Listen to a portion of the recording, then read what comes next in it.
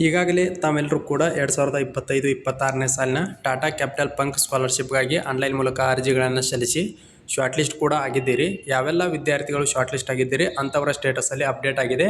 Video ಇಂಟರ್ವ್ಯೂವನ್ನು complete ಮಾಡಿರಿ ಅಂತೇಳಿ ಅನೇಕ ಜನ ಕೇಳ್ತಾ ಇದ್ರಿ. ವಿಡಿಯೋ ಇಂಟರ್ವ್ಯೂವನ್ನು ಯಾವ ರೀತಿಯಾಗಿ ಕಂಪ್ಲೀಟ್ ಮಾಡೋದು, ಏನೆಲ್ಲ ಪ್ರಶ್ನೆಗಳನ್ನು ಕೇಳ್ತಾರೆ ಅಂತೇಳಿ. ಈ ಒಂದು ವಿಡಿಯೋದಲ್ಲಿ ನೀವು ವಿಡಿಯೋ ಇಂಟರ್ವ್ಯೂವನ್ನು ಯಾವ ರೀತಿಯಾಗಿ ಕಂಪ್ಲೀಟ್ ಮಾಡಬೇಕು, ಏನೆಲ್ಲ ಪ್ರಶ್ನೆಗಳನ್ನು ಕೇಳ್ತಾರೆ ಅಂತೇಳಿ ಸ್ಟೆಪ್ ಬೈ ಸ್ಟೆಪ್ ತಿಳಿಸ್ಕೊಡ್ತಾ ಇದ್ದೀನಿ. ನಾನು ಹೇಳುವಂಥ ಪ್ರತಿಯೊಂದು ಮಾಹಿತಿಯನ್ನು ತಿಳ್ಕೊಂಡು ನೀವು ಕೂಡ ವಿಡಿಯೋ ಇಂಟರ್ವ್ಯೂವನ್ನು ಕಂಪ್ಲೀಟ್ ಮಾಡಿರಿ. 100ಕ್ಕೆ 90% ಆಯ್ಕೆ ಆಗುವಂಥ ಸಾಧ್ಯತೆ ಅತಿ ಹೆಚ್ಚಾಗಿರ್ತೈತಿ. ಆದ್ದರಿಂದ ಹೇಳ್ತಾ ಇರೋದು, ಟಾಟಾ ಕ್ಯಾಪಿಟಲ್ ವಿದ್ಯಾರ್ಥಿ ವೇತನಕ್ಕೆ ಇದುವರೆಗೂ ಕೂಡ ಯಾವೆಲ್ಲ ವಿದ್ಯಾರ್ಥಿಗಳು ಅರ್ಜಿಗಳನ್ನು ಸಲ್ಲಿಸಿಲ್ಲ, ಇನ್ನೂ ಅರ್ಜಿ ಸಲ್ಲಿಸಲು ಡಿಸೆಂಬರ್ 26ರವರೆಗೂ ಕೂಡ ಅವಕಾಶವಿದೆ. ಆದಷ್ಟು ಬೇಗನೆ ಅರ್ಜಿಗಳನ್ನು ಸಲ್ಲಿಸಿರಿ. ಇಲ್ಲಿ 11, 12ನೇ ತರಗತಿ ಓದ್ತಿರೋರಾಗಿರ್ಬೋದು, ಪಾಲಿಟೆಕ್ನಿಕ್ ಓದ್ತಿರುವಂಥವ್ರಾಗಿರ್ಬೋದು, ಗ್ರ್ಯಾಜುಯೇಷನ್ ಕೋರ್ಸು, ಡಿಪ್ಲೊಮಾ, ITI ಪ್ರತಿಯೊಬ್ಬ ವಿದ್ಯಾರ್ಥಿ ಕೂಡ ಅರ್ಜಿಗಳನ್ನು ಸಲ್ಲಿಸಬಹುದಾಗಿರುತ್ತೆ. ಯಾರೆಲ್ಲ ಅರ್ಜಿಗಳನ್ನು ಸಲ್ಲಿಸಿಲ್ಲ ಆದಷ್ಟು ಬೇಗನೆ ಹೋಗಿ ಅರ್ಜಿಗಳನ್ನು ಸಲ್ಲಿಸಿರಿ.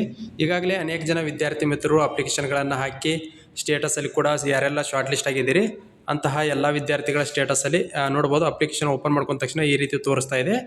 ಇಲ್ಲಿ ಕಾಣ್ತಾ ಇರ್ಬೋದು ವಿಡಿಯೋ ಇಂಟ್ರಡಕ್ಷನ್ ಆ್ಯಪ್ ಅಂತೇಳಿ ಇಲ್ಲಿ ತೋರಿಸ್ತಾ ನೋಡ್ರಿ.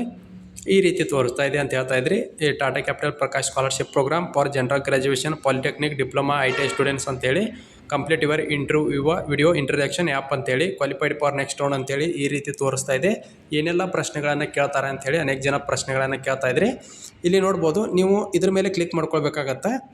ಇಲ್ಲಿ ತೋರಿಸ್ತಾ ನೋಡ್ರಿ, ಇಲ್ಲೇನು ಇದು ಇಲ್ಲಿ ಕೊಟ್ಟಿದ್ದಾರಲ್ಲ, ಈ ಆಪ್ಷನ್ ಮೇಲೆ ನೀವೆಲ್ಲರೂ ಕೂಡ ಕ್ಲಿಕ್ ಮಾಡ್ಕೊಳ್ಳಿ. ಕ್ಲಿಕ್ ಮಾಡ್ಕೊಂಡ ತಕ್ಷಣ ಡೈರೆಕ್ಟಾಗಿ ಅದು ಒಂದು ಪ್ಲೇಸ್ಟೋರ್ಗೆ ನಿಮ್ಮನ್ನು ಕರ್ಕೊಂಡು ಹೋಗುತ್ತೆ. ಪ್ಲೇಸ್ಟೋರ್ಗೆ ಕರ್ಕೊಂಡು ಹೋದ ತಕ್ಷಣ ಇಲ್ಲೊಂದು ಆ್ಯಪ್ ಕಾಣ್ತಾ ಇರ್ಬೋದು ನಿಮ್ಗೆ. ಇಲ್ಲಿ ತೋರಿಸ್ತಾ ನೋಡ್ರಿ. ಓಕೆ, ಈ ಆ್ಯಪ್ ಕಾಣ್ತಾ ಇರ್ಬೋದು. ಈ ಆ್ಯಪನ್ನು ನೀವೆಲ್ಲರೂ ಕೂಡ ಇನ್ಸ್ಟಾಲ್ ಮಾಡ್ಕೊಳ್ಬೇಕು.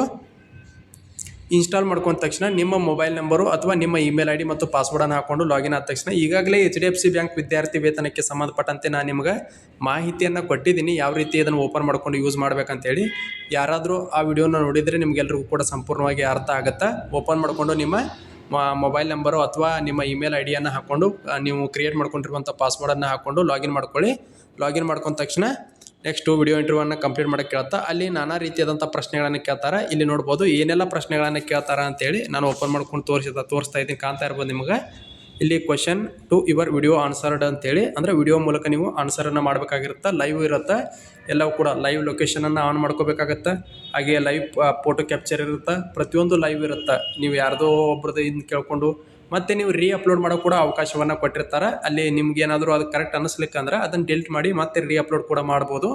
ಇಲ್ಲಿ ಮೊದಲನೇ ಪ್ರಶ್ನೆ ಏನು ಕೇಳ್ತಾ ಇದ್ದಾರೆ ಅಂದ್ರೆ, tell your about your self and your family ಅಂತೇಳಿ, ಅಂದರೆ ನಿಮ್ಮ ಮತ್ತು ನಿಮ್ಮ ಕುಟುಂಬದ ಬಗ್ಗೆ ತಿಳಿಸಿ ಅಂತೇಳಿ. ಅಂದರೆ ನೀವು ಆಗಿರ್ಬೋದು, ನಿಮ್ಮ ಕುಟುಂಬದ ಸದಸ್ಯರು ಏನು ಕೆಲಸ ಮಾಡ್ತಾ ಇದ್ದಾರೆ, ಅವರು ಏನು ಶಿಕ್ಷಣವನ್ನು ಏನು ಪೂರ್ಣಗೊಳಿಸಿದ್ದಾರೆ, ಪ್ರತಿಯೊಂದು ಡೀಟೇಲ್ಸನ್ನು ಕೊಡಬೇಕಾಗತ್ತೆ. ಆರ್ಥಿಕ ಪರಿಸ್ಥಿತಿ ಯಾವ ರೀತಿಯಾಗಿದೆ ಇದ್ರ ಬಗ್ಗೆ ಮಾಹಿತಿಯನ್ನು ಕೊಡಬೇಕಾಗತ್ತೆ. ಸೆಕೆಂಡ್ ಒಂದು ಕ್ವಶನ್ ಬಂದು, ನಿಮ್ಮ ಒಡ ಹುಟ್ಟಿದವರ ಸಂಖ್ಯೆ ಮತ್ತು ಅವ್ರ ಪ್ರಸ್ತುತ ಏನು ಮಾಡ್ತಾ ಇದ್ದಾರೆ, ಅಂದರೆ ನಿಮ್ಮ ಅಣ್ಣ, ತಮ್ಮ, ತಂಗಿ ಯಾರಿದ್ದಾರಲ್ಲ ಅವರು ಏನು ಮಾಡ್ತಾ ಇದ್ದಾರೆ ಕೆಲಸ, ಮತ್ತು ಅವರು ಏನೆಲ್ಲ ಓದಿದ್ದಾರೆ, ಅಂದರೆ ಅವ್ರು ಎಷ್ಟು ಓದಿದ್ದಾರೆ, ಎಜುಕೇಷನ್ ಆಗಿರ್ಬೋದು, ಮತ್ತು ಅವ್ರು ಎಷ್ಟು ಜನ ಇದ್ದಾರೆ, ಇದ್ರ ಬಗ್ಗೆ ಮಾಹಿತಿಯನ್ನು ಕೊಡಬೇಕಾಗತ್ತೆ. ಅಗದಿ ಸಿಂಪಲ್ ಕ್ವಶನ್ ಅದಾವ ಈ ಒಂದು ಸ್ಕಾಲರ್ಶಿಪ್ಗೆ ಸಂಬಂಧಪಟ್ಟಂತೆ. ಮತ್ತು ಇದು ನಿಮ್ಮ who is the primary earn in your family ಅಂತೇಳಿ, ಅಂದರೆ ನಿಮ್ಮ ಕುಟುಂಬದಲ್ಲಿ ಗಳಿಸುವ ಸದಸ್ಯರು ಯಾರು ಅಂತೇಳಿ. ಅಂದರೆ ನಿಮ್ಮಲ್ಲಿ ಯಾರು ಇಲ್ಲಿ ಕನ್ನಡದಲ್ಲಿ ತೋರಿಸ್ತಾ ಇದ್ದೀನಿ ನಾನು ನಿಮ್ಗೆ, ಅನೇಕ ಜನ ಹಾಗೆ ಅರ್ಥ ಆಗೋದಿಲ್ಲ ಅನ್ನೋ ಕಾರಣಕ್ಕಾಗಿ ನಿಮ್ಮ ಕುಟುಂಬದ ಪ್ರಮುಖ ಆದಾಯ ಗಳಿಸುವವರು ಯಾರು, ಅಂದರೆ ನಿಮ್ಮ ತಂದೆ ಆಗಿರ್ಬೋದು, ತಾಯಿ ಆಗಿರ್ಬೋದು, ಅಣ್ಣ ಆಗಿರ್ಬೋದು, ಯಾರು ಗಳಿಸ್ತಾ ಇರ್ತಾರಲ್ಲ ಅವರ ಹೆಸರನ್ನು ಎಂಟ್ರಿ ಮಾಡ್ಕೊಳ್ಳಿ. 4ನೇ ಪ್ರಶ್ನೆ ಬಂದುಬಿಟ್ಟು, ನಿಮ್ಮ ಕುಟುಂಬದ ಒಟ್ಟು ವಾರ್ಷಿಕ ಆದಾಯ ಎಷ್ಟು ಅಂತ ಕೇಳಿದ್ದಾರೆ. ನೀವು ಈಗಾಗಲೇ ಏನು ಸ್ಕಾಲರ್ಶಿಪ್ ಅಪ್ಲಿಕೇಶನ್ ಹಾಕುವಾಗ ಇನ್ಕಮನ್ನು ಅಪ್ಲೋಡ್ ಮಾಡಿದ್ದೀರಿ, ಜೊತೆಗೆ ಇನ್ಕಮನ್ನು ಎಂಟ್ರಿ ಮಾಡಿದ್ದೀರಿ, ಅದನ್ನು ಇಲ್ಲಿ ಮೆನ್ಷನ್ ಮಾಡಬೇಕಾಗತ್ತೆ. ನೀವು ಬಾಯಲ್ಲಿ ಹೇಳಬೇಕು, ನಮ್ಮ ವಾರ್ಷಿಕ ಆದಾಯವು 35,000 ಇದೆ ಅಂತೇಳಿ. ಅನೇಕ ಜನ ಇನ್ನೊಂದು ಪ್ರಮುಖವಾದಂಥ ಪ್ರಶ್ನೆಯನ್ನು ಕೇಳ್ತೀರಿ, ಏನಂದರೆ ನಾವು ಇದನ್ನು ಕನ್ನಡದಲ್ಲಿ ಮಾಡ್ಬೋದನ್ರಿ ಅಂತೇಳಿ. ಹೌದು, ಕನ್ನಡದಲ್ಲಿಯೂ ಕೂಡ ಅವಕಾಶವನ್ನು ಕೊಟ್ಟಿದ್ದಾರೆ. ಕನ್ನಡ, ಇಂಗ್ಲೀಷ್, ಹಿಂದಿ ವಿವಿಧ ಭಾಷೆಗಳಿಗೂ ಕೂಡ ಅವಕಾಶವನ್ನು ಕೊಟ್ಟಿದ್ದಾರೆ. ಕನ್ನಡದಲ್ಲೂ ಕೂಡ ಮಾಡಿ ಕಳೆದ ಬಾರಿ ಅನೇಕ ವಿದ್ಯಾರ್ಥಿಗಳು ಆಯ್ಕೆಯಾಗಿದ್ದಾರೆ. ನೀವು ಕೂಡ ಕನ್ನಡದಲ್ಲಿ ಕೂಡ ಪೂರ್ಣಗೊಳಿಸ್ರಿ. ಕೇವಲ ಒಂದು 15ರಿಂದ 20 ನಿಮಿಷದ ಒಳಗಡೆ ಇದು ವಿಡಿಯೋ ಇಂಟರ್ವ್ಯೂ ಕಂಪ್ಲೀಟ್ ಆಗುತ್ತೆ. ಇನ್ನು ನೆಕ್ಸ್ಟ್ 5ನೇ ಒಂದು ಪ್ರಶ್ನೆ ಬಂದುಬಿಟ್ಟು, ಈ ವಿದ್ಯಾರ್ಥಿ ವೇತನ ಅವಕಾಶದ ಬಗ್ಗೆ ನಿಮಗೆ ಹೇಗೆ ತಿಳಿಯಿತು ಅಂತೇಳಿ. ಬಡಿ ಪೋಸ್ಟ್ ಸ್ಟಡಿ ವೆಬ್ಸೈಟ್ ಮೂಲಕ ತಿಳಿಯಿತು ಅಂತೇಳಿ ಆದರೂ ಹಾಕ್ರಿ, ಅಥವಾ ಯೂಟ್ಯೂಬ್ ಚಾನಲ್ ಮೂಲಕ ತಿಳಿಯಿತು ಅಂತೇಳಿ ನೀವು ಹೇಳ್ಬೋದಾಗಿರುತ್ತೆ.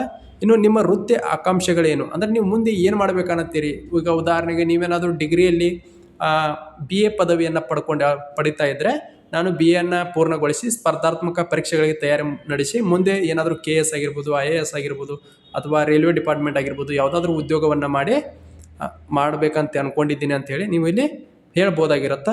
ಇನ್ನು 2025-26ನೇ ಸಾಲಿನ ಶೈಕ್ಷಣಿಕ ವರ್ಷದ ಒಟ್ಟು ಶುಲ್ಕವೆಷ್ಟು ಅಂತ ಹೇಳಿ 7ನೇ ಪ್ರಶ್ನೆ ಕೇಳ್ತಾರೆ. ಇಲ್ಲಿ ನೀವು ಮುಂದೆ ಎಷ್ಟು ಕಾಲೇಜಿನ ಶುಲ್ಕವಿದಿಲ್ಲ ಅದನ್ನು ಮೆನ್ಷನ್ ಮಾಡಬೇಕು.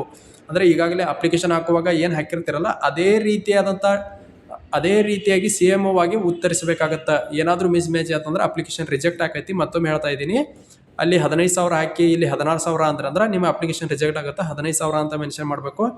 ಈ ಅಮೌಂಟನ್ನು ಅಂದರೆ ಈ ವಿದ್ಯಾರ್ಥಿ ವೇತನವನ್ನು ಯಾವ ರೀತಿಯಾಗಿ ಬಳಸ್ಕೊಳ್ತೀರಿ ಅಂತ ಕೇಳ್ತಾ ಇದ್ದಾರೆ. ಈ ವಿದ್ಯಾರ್ಥಿ ವೇತನವನ್ನು ಕಾಲೇಜಿನ ಶುಲ್ಕ ತುಂಬಲು, ಲ್ಯಾಪ್ಟಾಪ್ ಕೊಂಡುಕೊಳ್ಳಲು ಮತ್ತು ಲೈಬ್ರರಿ ಫೀ ತುಂಬಲು, ಊಟ ವಸತಿಗಾಗಿ ಬಳಸ್ತೀನಿ, ಪುಸ್ತಕಗಳನ್ನು ಕೊಂಡುಕೊಳ್ಳಲು ಅಂತ ಹೇಳಿ ನೀವು ಮೆನ್ಷನ್ ಮಾಡ್ಬೋದಾಗಿರುತ್ತೆ. ನೆಕ್ಸ್ಟು ಈ ವಿದ್ಯಾರ್ಥಿ ವೇತನ ಏನಾದರೂ ನಿಮಗೆ ಬರ್ಲಿಕ್ಕಂದ್ರೆ ನಿಮ್ಮ ಶಿಕ್ಷಣವನ್ನು ಹೇಗೆ ನಿರ್ವಹಿಸ್ತೀರಿ ಅಂತ ಕೇಳ್ತಾರೆ.